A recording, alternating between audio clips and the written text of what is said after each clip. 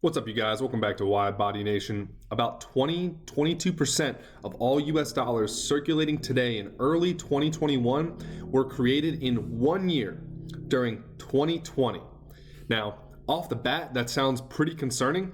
To me, does that mean that, one out of these five $20 bills, does that mean this one was created during 2020 and then all of the rest of these were created over the 200 years that the US dollar has been in circulation? Or does that mean that these $250 AirPods Pro are now going to cost $300 because they're going to cost 20% more? And oh, by the way, we're giving away these at 5,000 subscribers. So go ahead, hit that subscribe button to automatically enter to win to get these currently $250 AirPods Pro, but maybe they'll go up in the future because of inflation or some other thing. So in this video, we're going to talk about that fact, the 25% of US dollars being created during the year 2020, and what that means for Apple AirPods Pro, what it means for cash, what it means for cars, houses, but mainly we'll talk about car buying because I think it's going to get really interesting with a couple different aspects of all this money that is just being injected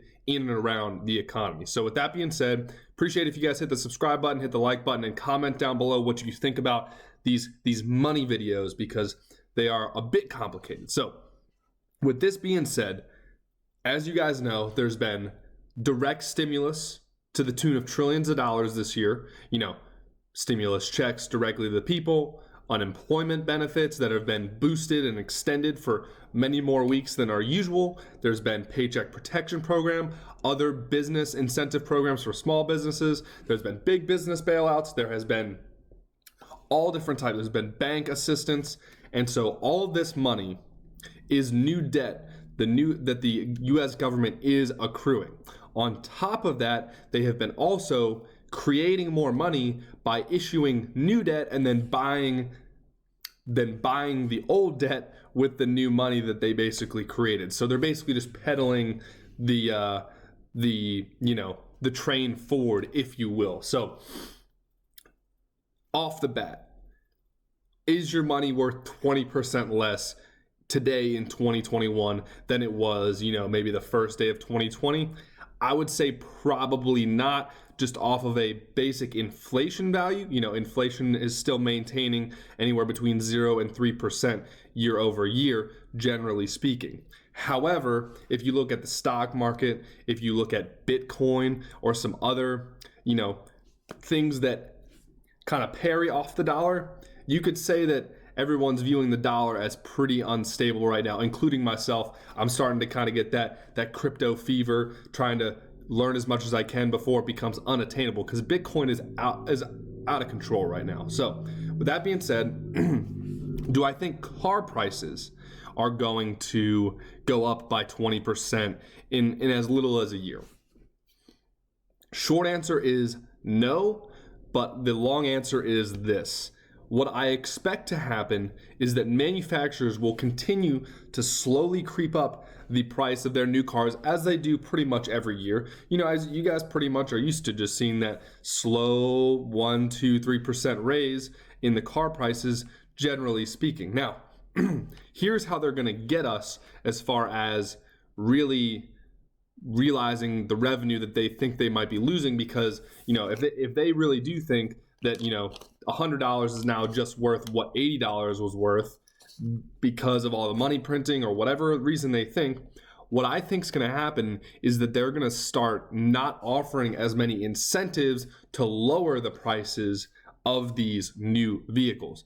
Now, what do I mean by that? Check this out. Let's take the Dodge Charger as the example, right? We're going to check out all the Charger offers. So for the 2020 model year right now, we'll take the same exact model. So let's take the 2020 Charger SCAT PACK wide body and show the offer for that. And as many of you guys know, it's almost $5,000 off. It's $4,850 off. Whereas for a 2021 same car, price has gone up a little bit. They are only offering $3,000 off. Now, with that being said, that's not a big difference, but on about a $50,000 car, a $2,000 price difference, that's about 4%. So that's more than inflation already. Now, a lot of the savvy car buyers would say, hey, well, obviously they're not giving you as much money off on a 2021 as a 2020. And I would say you're right about that. Usually at the end of the model year, they're trying to get rid of those 2020. So they're incentivizing them heavier to get those off the lot to make room for all these 2021s rolling up. Here's what I'm going to argue here, though. I'm thinking, and I've got more in the tank here, so stay tuned for the way that these manufacturers are going to get even more money. I'm thinking that they're going to realize they don't need to necessarily make these incentives more aggressive necessarily, on popular cars at least. So let's move into another way that, the car prices are going to go up. The manufacturers are not going to get the slice of this, though. Now, with the new administration coming in, and by administration I mean presidential administration, new Congress, new Senate, new House of Representatives, and the presidency, things such as the gas guzzler tax, which some of you guys might have realized is on some of your higher horsepower, lower fuel efficiency sedans or passenger cars. Things like this, I think, are going to start popping up more and more. There might be more taxes on certain vehicles that aren't hybrids or aren't all electric or aren't getting 30 miles to the gallon. So here's how car prices, and this is more government aspect, here's how car prices may go up as well. For instance, the gas guzzler tax on my 2021 Red Eye that isn't even here yet is $2,100. And that's a non-negotiable. I have to, my car would only cost $80,000, not $82,000 if there was no gas guzzler tax. Now, another way dealers are going to be able to basically realize more money from the consumer in fear that, the dollar may be devaluing is that currently interest rates are low. So with those interest rates being low, the dealerships know that they can lend more to you, just like the housing market. Well, and by lend more, I just mean the monthly payment. Because if the interest rate is lower, you're paying, if I'm trying to borrow this $100 and the interest rate is 1%, this is very simplified. So if the interest rate is currently, let's say the interest rate is 2%.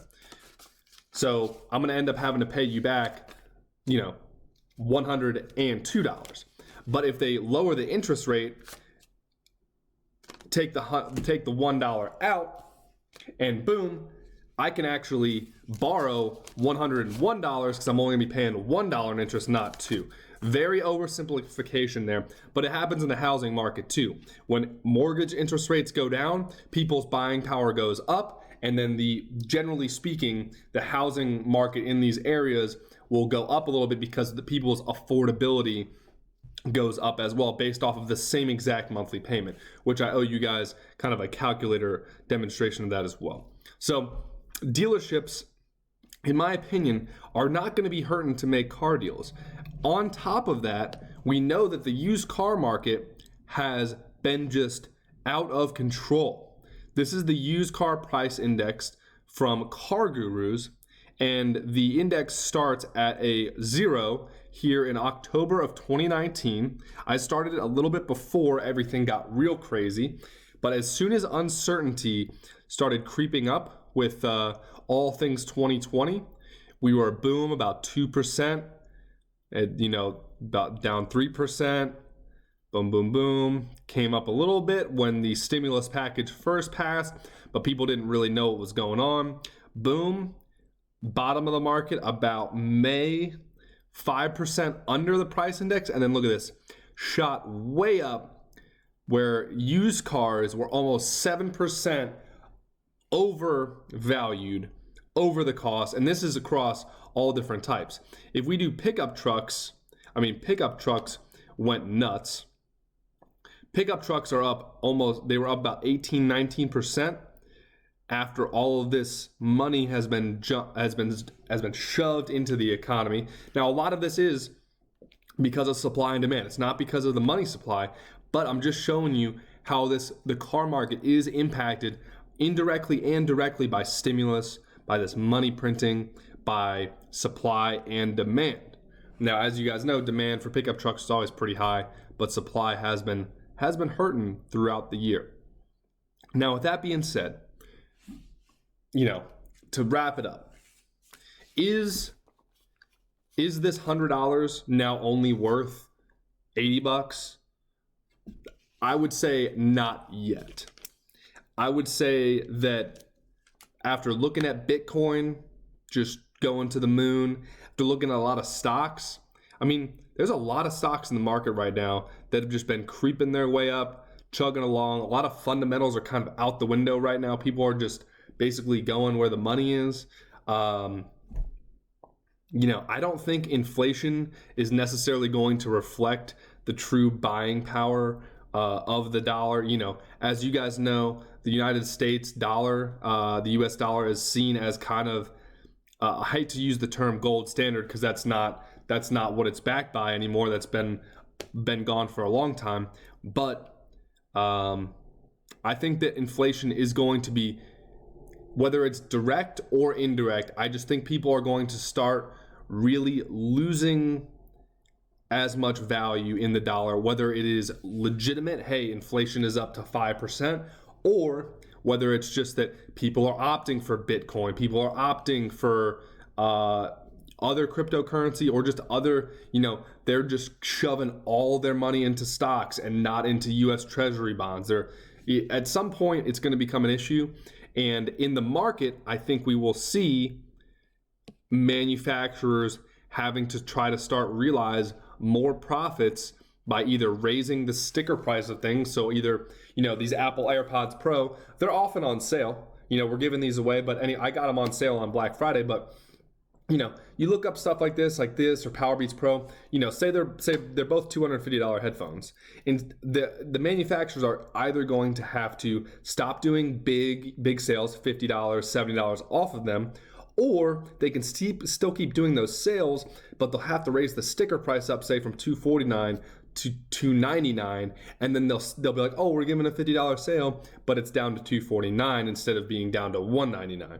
Because at some point there has to be some sort of acknowledgement that 20 to 25% of all money in circulation, whether it's hard money like this or whether it's just a digit on a spreadsheet, was created during 2020. So I know that's not a very simple answer. It's not $100 is now worth $80. That's not as simple as it is. But maybe in the future it will be that simple. You can look back in 5 years and be like, well, inflation went up to 4 or 5% for 5 years straight, and now $100 is worth $80 from 2020. So appreciate you guys tuning in. Let me know if you guys like more complicated or nuanced videos like this. And I have a couple of videos coming out for you guys with the Corvette. The Corvette was in the shop all this week. I have been under the weather, so that is why I haven't seen you guys as much recently. Hope you guys are staying safe out there. Keep it strong. Starting out 2021. Appreciate it. And I will see you for the next video.